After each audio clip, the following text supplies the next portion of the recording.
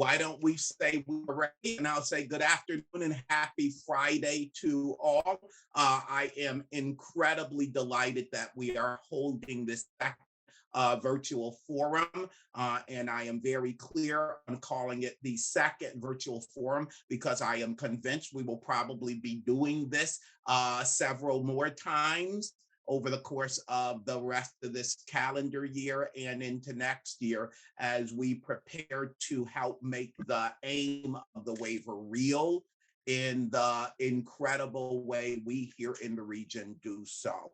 So thank you for being here. This is really a fulfillment of one of my long-held deep dreams, which is I one day work with everybody that I really love and that we would all meet together instead of having to go through having 15 different meetings, that we would all be in one big happy together. And that's what I see this second forum as, another opportunity to do. I will say, by way of introduction, I've been thinking a lot, as many of you have heard me speak lately, about liminal spaces. In architecture, liminal spaces are those spaces that are transition spaces and lead you from one setting into the next. In my home here on Acton Street, the classic liminal space is my foyer.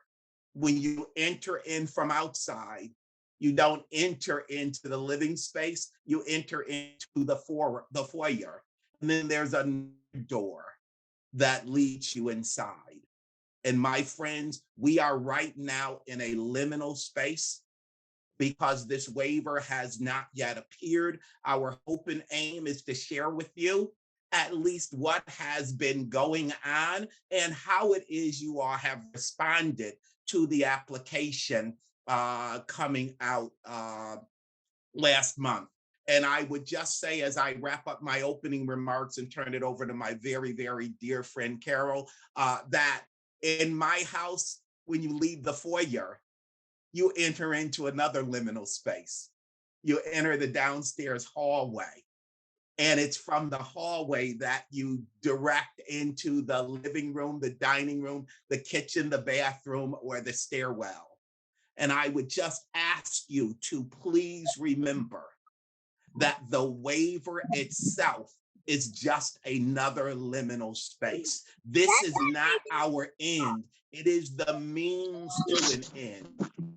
And that end is truly a sustained effort through the medical reimbursement system that will support the essential non-clinical interventions that really both improve health and close health inequity, but also add to and strengthen the quality of life and the vitality of living here in the best place on earth, the place that the indigenous peoples who walked here recognized was home of God's chosen place. So thank you for being here. We've got a lot of work to do. I'm going to get out of the way and stop talking and hand the talking stick over to Carol Tagus. Carol, take it away.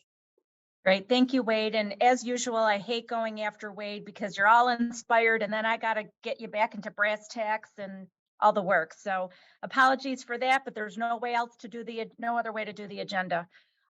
Okay, so we're going to talk today about the survey, and thank you so much for the great response that we got on the survey.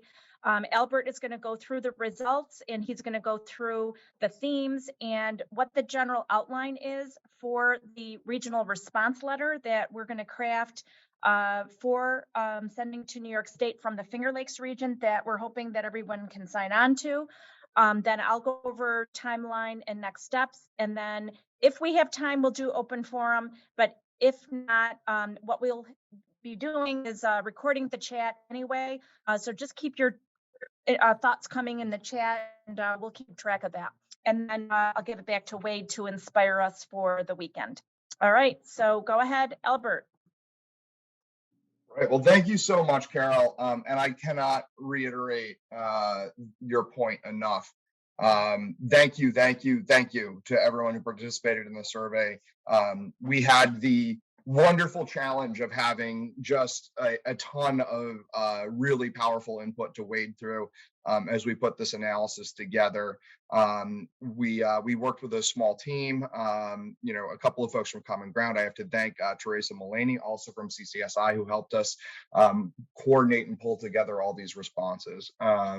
So want to share just, reiterate, we have some high-level speaking points for our region. I think that these have been distributed already, but what you'll see is that a lot of the survey responses and summaries that I'll provide this afternoon are very much aligned with some of the things that are already articulated in those speaking points that we shared over a week ago now.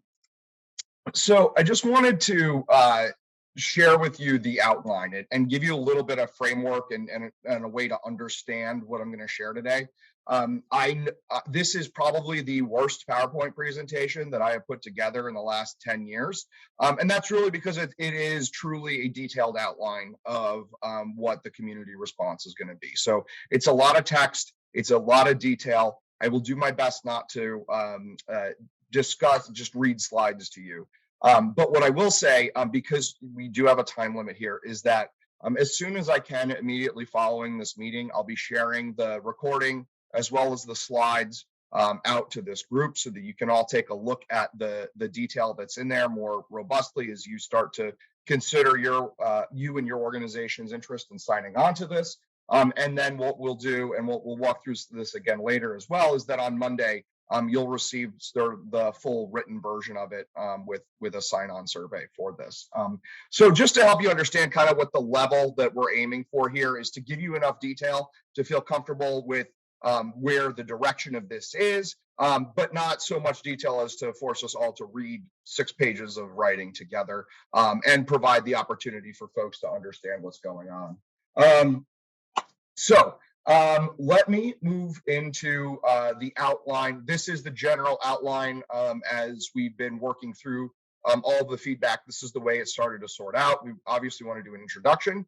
We want to tell the state about the incredible work that went into developing a community response and how powerful that makes this feedback. So we'll spend a little bit of time doing that, and I'm happy to share some of those really cool numbers with you this afternoon as well.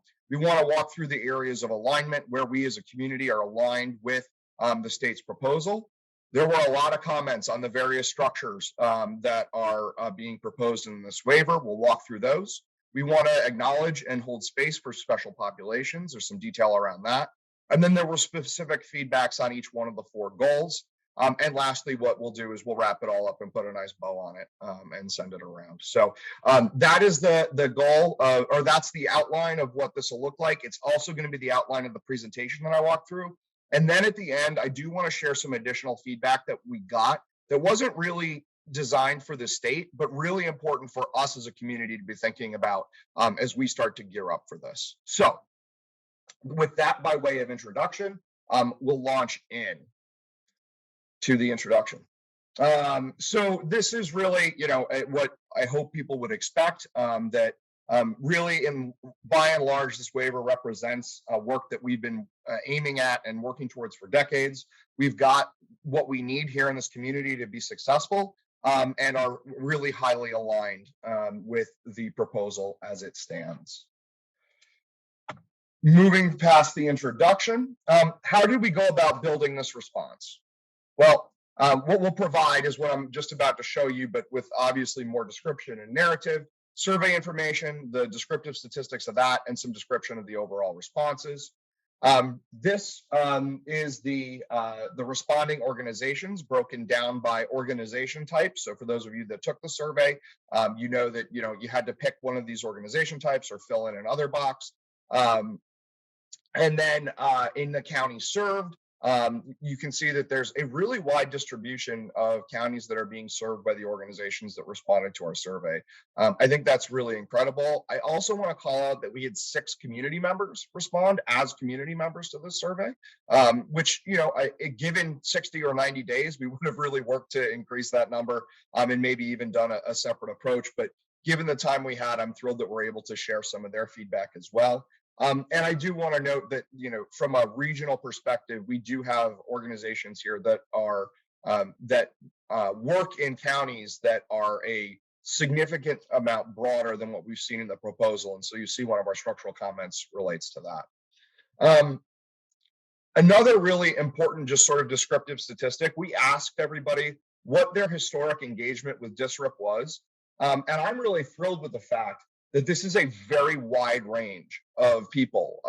Folks that were heavily engaged in DSRIP before, folks that have had no interaction at all with DSRIP or the PPS. I think that helps to round out the responses and gives us a broader perspective on what we might or might not be able to accomplish here. So very quickly, just those are sort of the high level statistics around who responded to the survey. I think that just by having that information, it helps to demonstrate that the feedback we've collected and have on our positioning, it really represents a broad swath of our region and the organizations working in it. So areas of alignment. Well, just like we said in the introduction, our region really is well oriented to the goals of this. We're pleased with the shift in focus to the social determinants of health and moving upstream. And we're also pleased that adding the role of public health on the prevention agenda since the release of the concept paper was a positive move. So want to reflect that there has been already some feedback that's been received and incorporated, and we're really positive about that. Want to acknowledge too that what you see in the green and blue here are folks who responded and said that each goal, so the goals 1, 2, 3, 4 are across the bottom here. In green and blue are those who said that this goal was critical to achieving population health or a priority for many of our residents. And I think my takeaway, at least from this slide, is that, you know, for every single one of these, there is wide agreement across our respondents that these are important priorities that we should be focusing on. And not only that, but we have organizations operating in these spaces already. This is the second question we asked with regards to the goals. You know, how much are you already working on this as a challenge? And here again in blue, green, and light green are those who said always, often, or sometimes, demonstrating that we already have a lot of work moving in this space. So I do want to share the comments on from here on in. We're going to be discussing a lot of the commentary and input that we're looking to provide. I do want to share that there were a lot of positive comments that I have not necessarily reflected in these slides because I know people are going to want to focus on the constructive feedback we want to give. But you will see notes of appreciation and approval as the written document comes out on Monday. This is not going to be simply a review of all the things that we think are incorrect from here on in as it gets written up. So our first comment, and this was one of the most frequent things that we heard, was that the geographies don't make sense. They don't make sense for our region. We have heard from other regions and communities across the state that the regions don't work for them either. So what I did here, just to show you a little bit graphically, and hopefully to show the Department of Health a little bit graphically, you know, on the right-hand side here is the map as it's been proposed. On the left-hand side are that bar graph, but mapped out by counties. So you can see that we've got provider networks, community care networks that are much far-ranging than those 5 or 6 counties that are proposed in the waiver proposal right now. And so, you know, we are highly recommending that the state reassess the geographic regions that they put together. Things are going to get a little wordy now, and I apologize. So with regards to community-driven implementation, we heard a lot of comments that were around the theme of allowing us to set our own course, chart our own course, so to speak, for the state to give us the goals that they want us to work on, but to allow us to define for ourselves the best way to approach those goals. One of the ways that came out was not being wholly beholden to evidence-based programs and procedures, recognizing that type of restriction is going to stymie innovation and challenge us with what we're able to be flexible on and moving forward. So can we create space and room for both of those things? Also want to, as noted, we have a lot of organizations and programs already doing work in these spaces across our community. Allow us to do these without the need to create duplicative services. And lastly, there are several organizations in the Finger Lakes that are called out in the proposal. There was an ask from several of them and others to allow them to continue work that's already in motion and not force folks to go back to the drawing board, so to speak. We also got a lot of significant feedback around community-based organization support, recognition that that setting up the alignment between community-based organizations, MCOs, and the Medicaid system is going to require a lot of bridge building in both directions. And that our community-based organization partners are going to need guidance, the time and the resources to build infrastructure that is going to make the engagement with the Medicaid system and the managed care organizations a successful one. That looks like more technical support. That looks like time. That looks like significant CBO representation in planning and governance at the regional level. All right. We also received a lot of feedback around measurement. Excuse me. And here there were some overlapping requests to allow for flexibility, right? Allow us to leverage organizations' resources to achieve the measurements that are set out. We further request that no proprietary measures that we can't replicate locally are utilized for measurement or accountability. Folks that are familiar with the last DSRIP program may recall some measurements being used that were difficult to track on a local level and made it hard to make good decisions about how to allocate resources. We also request that all outcome and accountability measures are available in a way that's actionable. So providing us with one number for the entire region is not necessarily going to tell us what we might be able to do or where we might be able to direct, or where we should, direct our resources. We are adamant that health equity must drive each of these goal areas, and success really should include a measurement of the change in equity or improvement in equity. And lastly, all of this being said, we really want to acknowledge and hold space for the fact that there's going to be significant transformation across sectors, across our community in order to achieve these goals.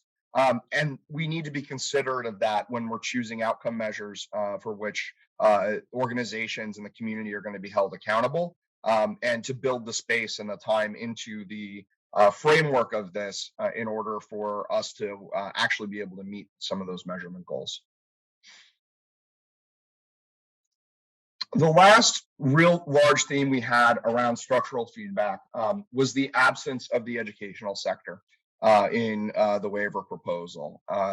Here in the Finger Lakes, we often engage with our educational partners in the primary, secondary, post-secondary worlds to move and advance programs, policies, procedures, move forward health outcomes. And we got significant feedback that there wasn't mention of them as partners. So, we want to ask the state to figure out how those types of organizations can be partnered into the SDHNs, can be components of this waiver program in order to make it a success. So really just calling out that this is another resource that should be accounted for. So special populations. This was maybe the area where we received the most amount of feedback, and I think it was really powerful in our first forum to hear the advocacy for children and families and maternal health. I will say that among the responses we received, many other special populations were called out. And so as we've been looking at those responses and trying to work through them, a bit of a tension started to arise, which was we really want the waiver to hold space for the need to specially address certain populations and to acknowledge that additional resources may be required in order to achieve the same outcomes with these groups. At the same time, we don't necessarily want the state to tell us which one of these groups we should be working on and or how we should be working to support them. So we went through and pulled out all the special populations that were called out to us across the survey, and those are listed here. We want to absolutely make sure that those special populations are called out, included, and accounted for in DOH's proposal to CMS. We also want the ability to set our own course here as well as a region to decide our own fate and to work with those communities here to best understand what they're going to need and how the waiver and the shift in Medicaid structure may support those communities. All right. Now, we had feedback on all 4 of the goals. I will move pretty quickly through each one, but I will say that we also had really, really solid remarks here that I think are, if adopted, are going to make really positive influences on what the state is proposing here. So, for goal number 1, this is sort of the hero SDHN social care BBP model component of the waiver. One of the pieces of feedback we heard several times is that the definition of social care is pretty loose. And so we're asking that definition be informed again by local models of care within regions, recognizing that may look different here in the Finger Lakes than it looks in the Capital Region or in the Hudson Valley or in New York City. So we're hoping that, the framework will allow for the definition of some of that at a regional level. Also calling out the fact that community-based organizations are really the assets that we're looking to invest in here. That value needs to be acknowledged with solid representation and funding across all the SDHNs. And that includes, of course, governance. So the governance of all of these entities needs to represent all stakeholders, both in the structure, sort of the nominal who's at the table, as well as the power structures of those organizations. And that investments in the social determinant of health network through the MCOs should be transparent, community guided, and congruent with the goals in addressing the social determinants of health waiver. So asking for some requirements about how those investments are made as well. Goal 2, this was the goal specific to housing. One of the things that came up several times was that in the previous DSRIP program, there were really specific requirements with regards to who could get housing supports. And there's recognition of the fact that, just because you might not be a frequent flyer in the emergency department does not mean that you are an appropriate candidate for supportive housing, right? So opening up that door to make it available to as many people as possible. And really expanding the role of housing and supportive housing. One of the things that we're hoping the state can acknowledge, and this is not necessarily DOH's responsibility, but do want to call out that there are already challenges with housing stock, the quality and the quantity and the affordability of it.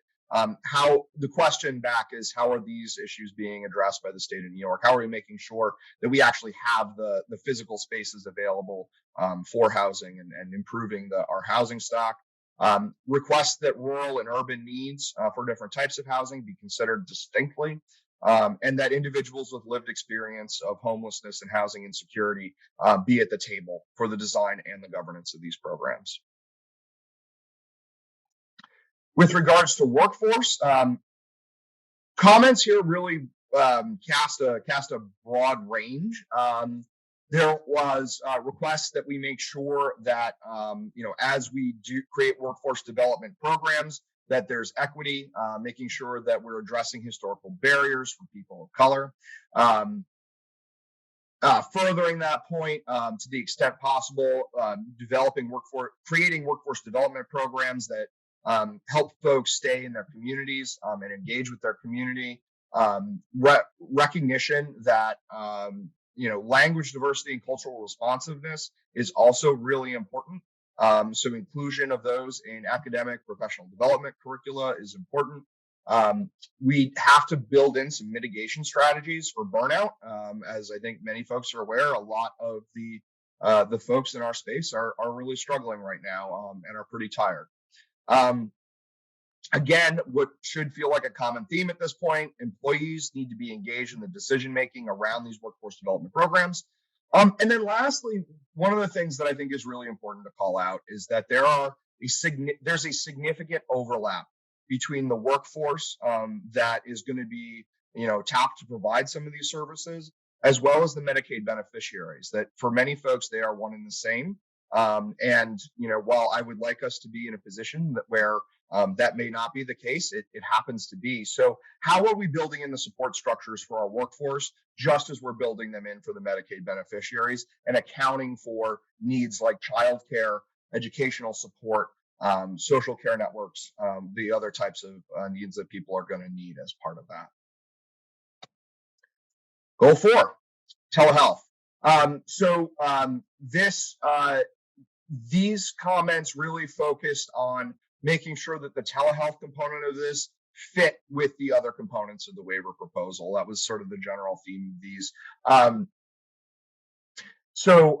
Digital solutions need to include the social and behavioral healthcare delivery, and the funding needs to extend to those organizations that are outside of the clinical space to foster this. So, maybe not necessarily just doctors' offices and long-term care facilities, but the community-based organizations providing the social care needs, those sorts of things need to be part of this network too, and need to be invested in to be part of these networks.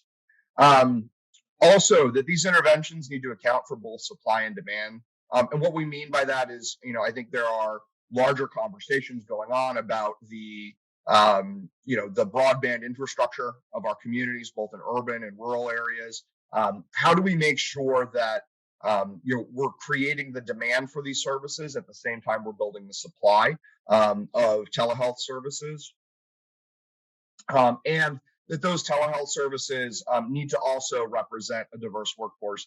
The representation is going to matter across a screen just as much as it's going to matter face to face. And the other thing is that we don't want to make this an either or choice. That telehealth should be an option for folks that want to pursue it, but it should not be taking away from the value of face-to-face interactions for individuals, beneficiaries that desire it, right? So it's holding both of those things up and recognizing that for different individuals, one may have more value than the other. So those were the general themes that we saw around telehealth. And then Albert, real quick, yes. On the telehealth, around the diversity. Can you go into a little more detail? Because I think we're going to have to be really intentional on what you touched on real briefly there, which is that idea that, the person you're seeing on the screen is someone that you're comfortable seeing on the screen and talking to. That's not going to be an easy thing to accomplish from a recruiting or a culture standpoint. And so that's a big bullet point. I think not just for telehealth, but for everything we're going to be doing under this waiver. So I just want to make that point that maybe we need to raise that idea up a little bit. Yeah, I think that's a really good point, John. And of course, it intersects with the workforce component of this too, right? And how do we do the best of our ability, connect providers with communities that are easily relatable, and the added dimension of a virtual environment where people could be coming from anywhere. There are going to have to be systems and structures built in place to try and manage that and do it fairly. This is all about right. Yeah, telehealth is all about encouraging access, and that's a huge barrier to access. Yeah, I think it's what we just need to recognize. Thanks, man. No, that's a great point, John. All right. And lastly, and then that leaves us with just the conclusion, which, really is that we're very excited as a community for this proposal.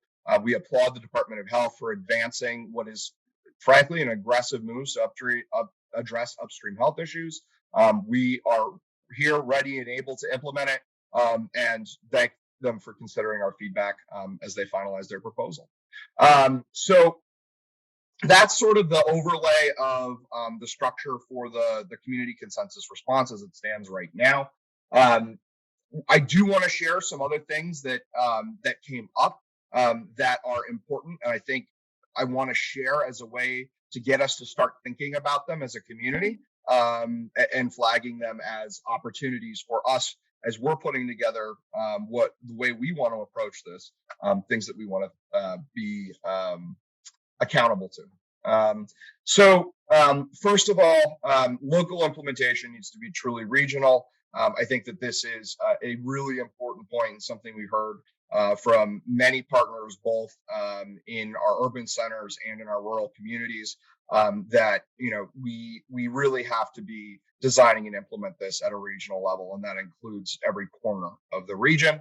A question that has come up: how will this be governed here? What is that going to look like? What are the governance structures going to look like? So, in addition to what the state is going to prescribe, how are we going to choose to do this? We want to make sure that we're sharing information across impacted individuals across the region. And I think one of the things that we should be doing over the stretch after CMS receives the proposal, as they have 90 days to respond, is to start to float it to some of those folks and get reactions and thoughts, and really start to understand how the community is going to view this. Local coordination and communication is critical. Not a surprise, and really builds on the first three bullets, as does the next one, including all stakeholders, especially beneficiaries and potential beneficiaries early and often. And then the last piece for us as we're building this is to be wary of unintended consequences. We're talking about implementing new, very complex systems, and those can often lead to surprising outcomes, sometimes for the better, sometimes not. So just to be cautious and careful as we're building this out here locally. So that brings me to the end of my review of the survey feedback. I just want to reiterate how incredible it was. I don't think I said this. We received a total of 118 responses to this survey. Just absolutely incredible from the community, especially given that many of the responses were open-ended and required a lot of thought and consideration to put them in. So I think that's really just remarkable that we had so many responses to it. And I'm hoping that we're going to come close to, or maybe get a few more signatures than that as we look to circulate this around. Carol, take it away. Great. Thanks so much, Albert. And I see the chat starting to heat up, which is awesome. We're going to keep track of the chat and the comments. I'm just going to go over timeline and next steps because we don't want to run out of time. We want to make sure we cover this. So go ahead and advance the slide, Albert. Okay, so I always like to start where people left off, and I know we have a couple of new people on. So just to recap, the waiver proposal dropped on April 13th. We did an immediate communication the next day saying, here's the new waiver proposal. We're going to do a forum on 4/29, and then the couple of public forums that the state held. And then Albert and team and other community partners helped develop the survey. Then we held the Finger Lakes Community Forum, which was just a couple of Fridays ago. And we did a waiver overview, Q&A, and feedback. If anybody wants the waiver overview slide deck, you can ask for it, or Albert, we could include it again. We need to note any updates if there are any things wrong on there, because I think the map needed to be updated since that time. And then public comment, the first day was May 3rd. A lot of great testimony that came out of the Finger Lakes region. I had chills. Everybody did such a great job and just did a great showing from our region, showing collaboration, very passionate. So that was great. And we extended our response to this survey to 5/6, and then the group analyzed, and here we are. So next slide real quick. So that's kind of where we've been. Next 2 weeks.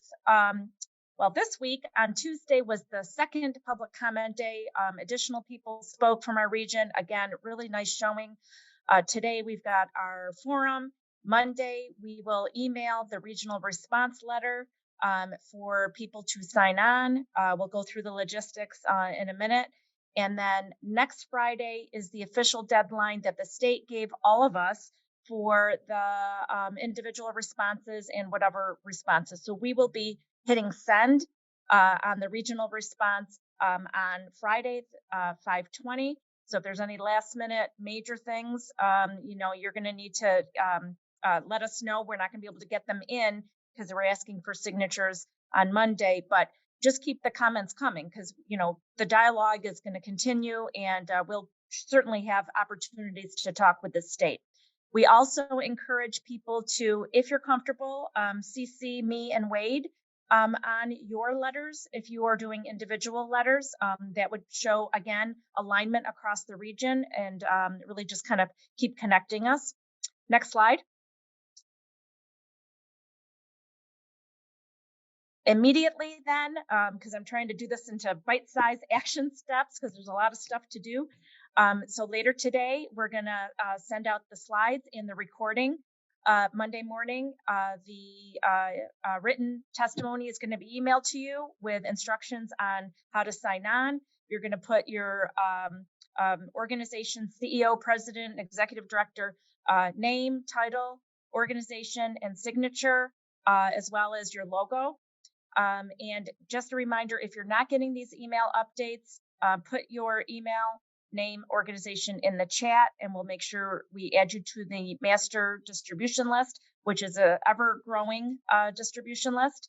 Contact Albert with any questions. There's his cell. Thank you, Albert. Although Albert is going on vacation the minute we finish. He'll be available, though. And I'm a backup. I'm a backup, too. And there's his email. Okay, next slide. And then we're going to wrap up here and you can go into open forum. Process to send your own letter. There's the address if you like snail mail, otherwise email. We're going to email our own letters. I will tell you that the upstate PPSs or legacy PPSs and upstate networks have come together, and we're also doing our own response. You may have heard it on the public forum by Mark Ropecki from the Care Compass Network. And so all of these responses can be emailed. And again, there's Wade and my contact information. Okay, next slide. And then what? Okay, so this is a snippet right out of the waiver, and it talks about the implementation timeline, which is kind of goofy, but it says most provisions of the waiver amendment will begin immediately on January 2023, which sounds scary, but we don't have to get scared. That's really talking about any of the regulatory and things that the state committed to once CMS approves, right? So we talked about what that process is, where CMS New York State gets public comment. They will, I assume, incorporate as best they can what the changes to the amendment proposal will be. They reiterated very strongly on the calls, the public comment calls, that in order for them to revise the waiver amendment proposal, they need to have documentation that the public comment showed evidence that those changes were wanted by the community. So that's why it's important that people spoke and that people send their comments in writing, because they need to point to public comment, verbal testimony, and written testimony. So those comments will be incorporated. It'll go to CMS, and then there's going to be a negotiation period. So that leads us to potentially fall, let's say, and then we'll get a waiver, theoretically implementation date of January 1st, again, with some of those regulatory things in place. But really, this is about a planning time now. January 1st will be the beginning of planning and procurement process for the HEROES and the SDHNs and all of that. So this is about kind of preparing our region for that beginning quarter. Okay. And then this is a slide right out of the state slide deck. You can see where we're at. So next step, May 20th, public comment. Then July 1st is the target date for them to incorporate the comments, with July 25th target date to submit to CMS. And then a federal comment period begins. I think certainly we'll have the opportunity to participate in that as well. And then there's negotiations and there's the target implementation date. Okay, next slide. And here we are at open forum, and Albert is going to moderate for us. And we've got about, 16 minutes, and we'll give Wade a minute or so to close out. All right. Yeah, so if you have questions or comments, go ahead and raise your hand. As Carol mentioned earlier, I'm sure that we won't have time to get to everybody. So as folks line up, if you have thoughts that you want to drop in the chat, please go ahead and do so. And the first person who I see has their name up is LJ Shipley. Thanks, Albert and Carol and Wade. I'm speaking as a pediatrician, so you know that I think about kids and pregnant women and families all day long. But I'm also speaking as a medical director at Accountable Health Partners, and one of the groups that will help to work with the insurers around value-based payment arrangements.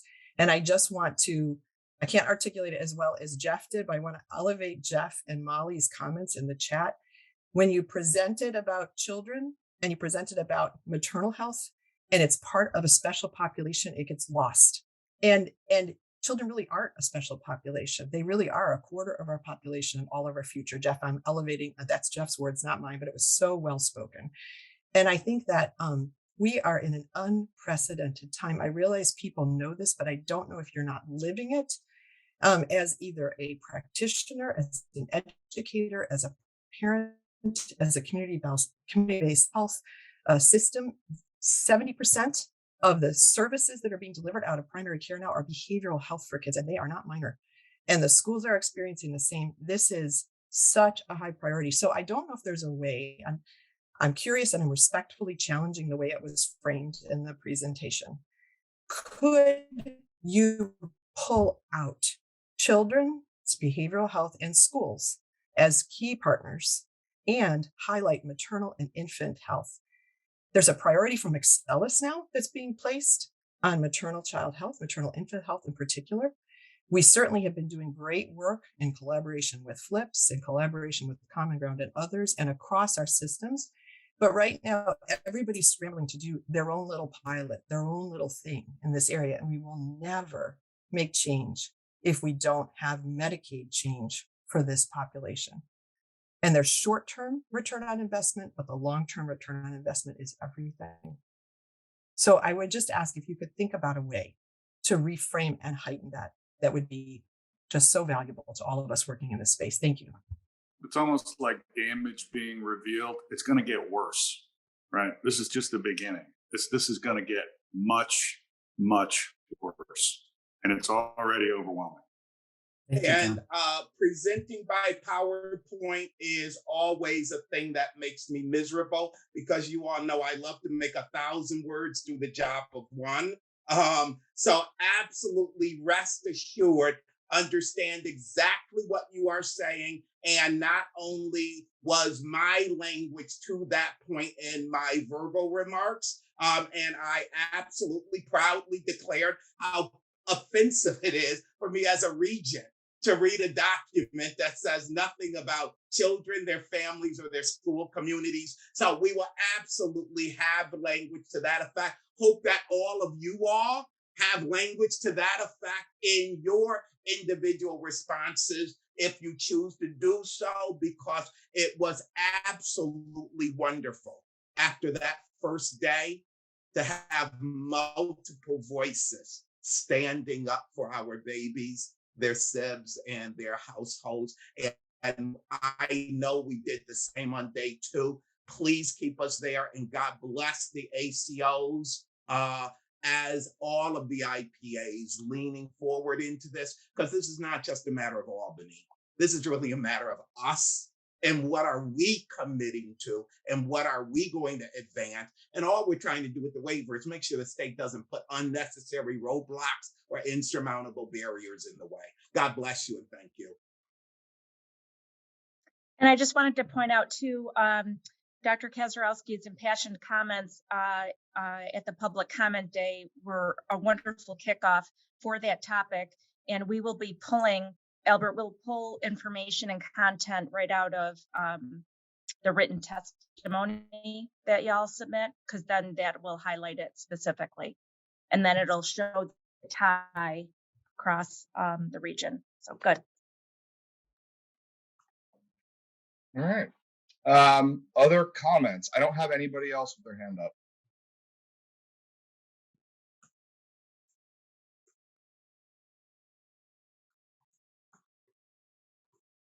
My goodness, if those are the only remarks. This is Ruth Donk from Flacker. I'd like to add a remark. The Please, work Ruth. that we're doing here, a lot of the work that we're doing, we are a bit fragmented, and this is an effort to bring us all together. And there's so much expertise just on this call and in the region on the work that we've already been doing. And if we can leverage that and move towards really leveraging the funding that we have here to be more cohesive, just imagine the great work we can do. So for Flacker's perspective, we really would like to promote and recognize the work that's been done in the past and by so many and currently being done each and every day on the front lines, and really harness that and move it towards a regional approach, which we really severely need the dollars associated with this funding. So thank you.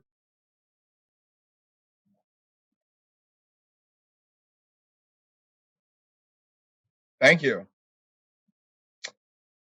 Carol, you had your hand up for a second, but I'm guessing that was by accident. No, that was my attempt to clap, and clearly I'm still technologically challenged here. Funny story. I was updating these slides and my power went out in Greece, and it was 11:10. So you can imagine the stressful drive downtown so I can get into my office. So I'm just gonna, after this, I think I'm done with my laptop and my phone and everything else. But I was clapping. Very good. Any other thoughts, comments, questions? Are folks clear on next steps with regards to pulling this together?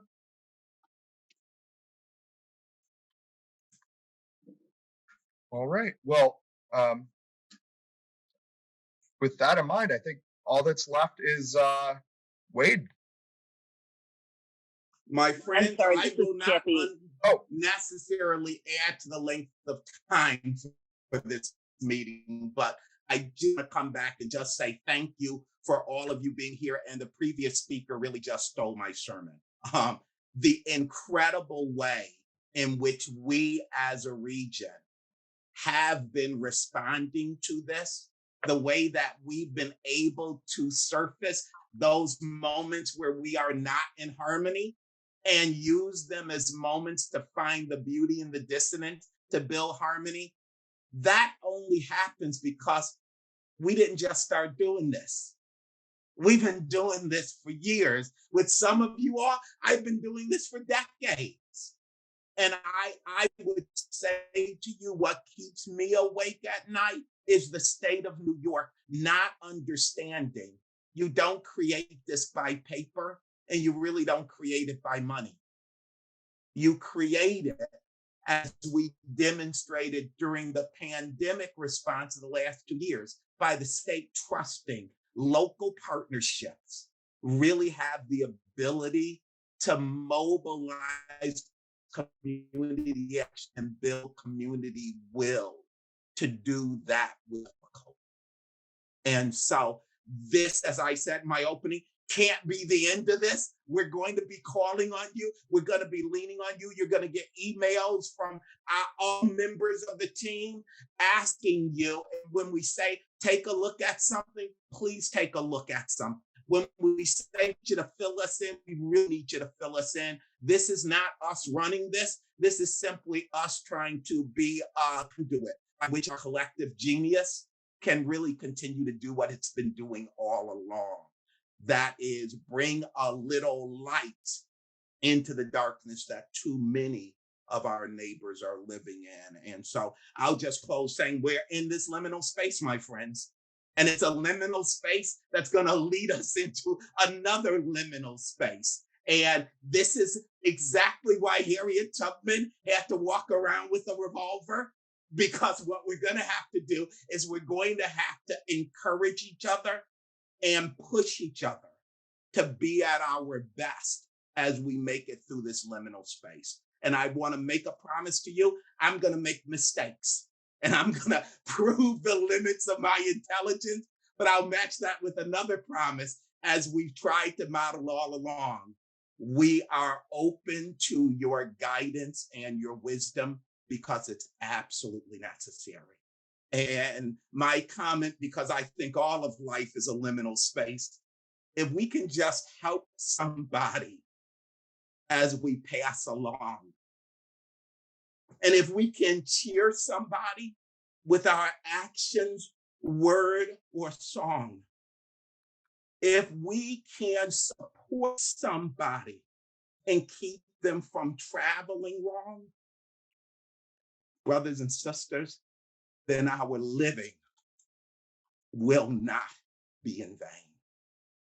Thank you so very much. Have a blessed and wonderful weekend, and we will be in touch with you.